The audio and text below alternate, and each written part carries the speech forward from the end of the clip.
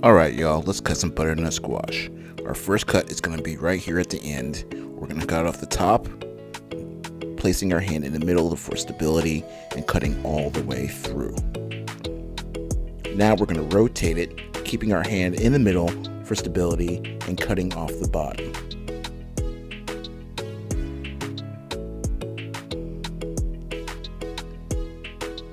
Now we rotate it and stand it up straight, laying it flat on the flat side. Now we can cut all the way down the middle if we want to, but I like to place it right down on the side again so I can cut down the middle, creating two pieces that are easier for me to handle. Once again, holding it stable and cutting all the way through. Now I rotate it and you can see how I can push using a little bit of my body weight to cut all the way through the butternut squash. Now the two pieces I cut just like I previously have, using a little bit of body weight and pressing it down. Now reveal the side of the bottom that has the seeds in it. You can take these seeds and roast them if you want to, or you can throw them away. Now you want to scrape out the seeds using a scoop or a spoon or whatever you might have available. You want to make sure that you get all the little seeds out as well as the stringy bits that are connected to it. Scrape all of that until you hear a nice scraping sound and the cavity is nice and clean. Just like that. Then you want to repeat the same process on the other piece of butternut squash. Scrape those seeds out.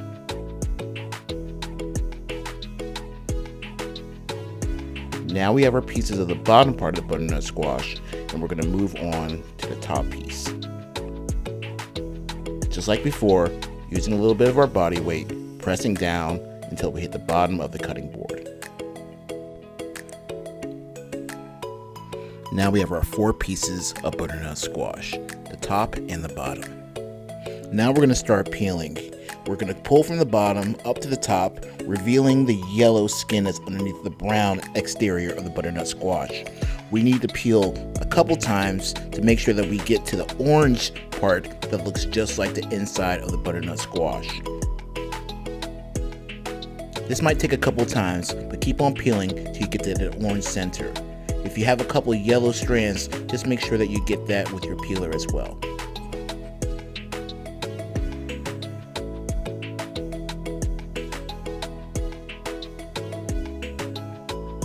Now we're going to use a different technique on the other side of the butternut squash. We're going to use a straight knife to make straight cuts all the way down the sides of the butternut squash. We start this on the outside, going straight down till you hit the cutting board. Now we're going to rotate the butternut squash and continue making the same types of cuts all the way around the butternut squash.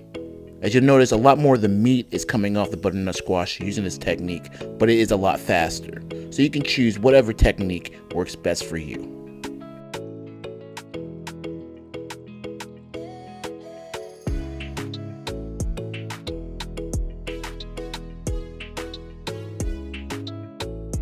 And there is our last cut. Now you want to make sure that you get any yellow pieces that you might find. Now we're going to try the same technique using our knife on the bottom part of the butternut squash. As you can tell, it's a lot more difficult using the straight knife on the round sides of the butternut squash. Little pieces keep on coming off. And even more significantly, you'll see we're losing a lot of the butternut squash cutting this way. So for me, and that is why I use a peeler. I find using a peeler, I'm able to go around the contour sides of the bottom half of the butternut squash a lot easier than when I'm using a straight edge knife. I'm able to pull and peel the same ways I use on the other part, but just a lot easier. We're using the same technique as before, peeling the butternut squash until we reveal not just the yellow interior, but the orange interior, just like the inside of the butternut squash. Keep on peeling, getting all those yellow parts off until you get to the orange part, just like this.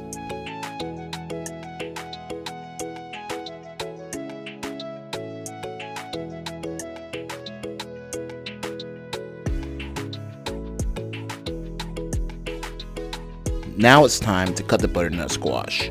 I want to cut them into 5 to 6 sections so it's easier to cut into 1-inch chunks just like these.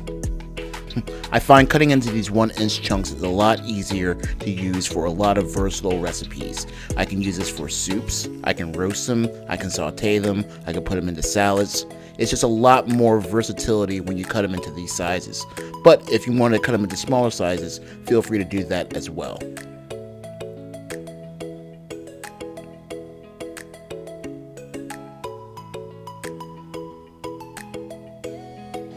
And there you have it. Cut butternut squash, just like that.